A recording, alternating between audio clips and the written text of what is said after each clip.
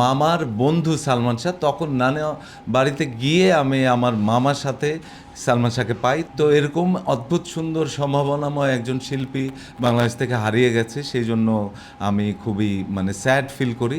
মামলাটা তো তদন্তাধীন, সো আমি এই বিষয়ে কোনো কিছু বলতে চাই না। তবে আমি আমার একটা স্মৃতি বলতে পারি। আমি যখন ধানমন্ডিতে, তখন আসলে 2-3টা ফাস্টফুডের দোকান ছিল, স্টার কাবাব, লাম্বা, আর আমাদের একটা আইসক্রিম পার্লার ছিল স্নো হোয়াইট। তো আমরা স্নো হোয়াইটের সামনে আড্ডা মারতাম, সালমান শাহ আসতো, ও আইসক্রিম খেতে পছন্দ করতো, ও শুটিং ফুটিং গ্যাপে আসলে তখন আমি আসলে থিয়েটারের সাথে ইনভলভড হইনি। তো আমার বন্ধুরা আমরা কনস্ট্যান্টলি ধানমন্ডি বিকেলবেলা ওই স্নো হোয়াইটের সামনে আড্ডা মারতাম। বেশ কিছু সময় সালমান শাহের সাথে আমার দেখা হয়েছে। ওদের স্বপ্ন পূরণে পাশে থাকতে পেরে আমরা গর্বিত। কথা হয় নাই।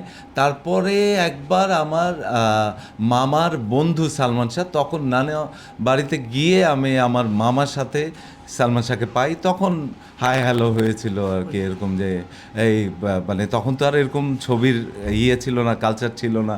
আমরা দেখতাম, ও আচ্ছা সালমান শাহ। আর আমার ব্যক্তিগতভাবে সালমান শাহকে খুবই স্মার্ট লাগতো এবং খুবই তার মধ্যে তার একটা সম্ভাবনা ছিল। তো এরকম অদ্ভুত সুন্দর সম্ভাবনাময় একজন শিল্পী বাংলাদেশ থেকে হারিয়ে গেছে, সেই জন্য আমি খুবই স্যাড ফিল করি। এবং আমি রাষ্ট্রের কাছে এই প্রত্যাশা করি যে প্রত্যেকটা ব্যক্তি মানুষের নিরাপত্তা যেন আজকের জন্য আমাদের খুব জরুরি।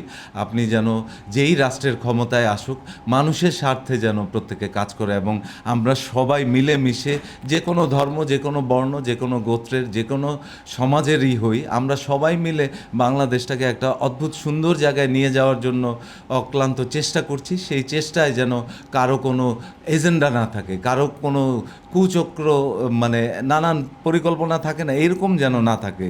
সোনার বাংলাদেশ গড়ার জন্য প্রত্যেকটা মানুষ যেন সুন্দরভাবে এগিয়ে আসে, তাইলে আসলে সামনের দিনে বাংলাদেশের মানুষ খুব বিউটিফুল থাকবে। আমার ধারণা যে আমার এই কথার সাথে আপনারাও একমত হবেন যে বাংলাদেশকে সামনের দিনে এগিয়ে নিয়ে যাওয়ার জন্য আমাদের প্রত্যেককে আসলে একটা গুড সোল বা গুড জায়গা থেকে বাংলাদেশকে দেখতে হবে। শিল্পী যে কোনো মাধ্যমেই যে কাজ করুক, আমাদের এখানে যে সমস্ত লেজেন্ড শিল্পীরা ছিল আমাদের মিডিয়ার বাইরে, আপনি যদি এস এম সুলতানের কথা বলেন, উনি গ্রামের গণমানুষের সাথে থেকে ছবি এঁকেছেন, নিজে রং তৈরি করেছেন। আপনি যদি লালন শাহর কথা বলেন, এটা বাউল ফকিরের বাংলাদেশ, এইখানে শিল্পীর সাথে মানুষের, গ্রামের মানুষের নিবিড় সম্পর্ক ছিল।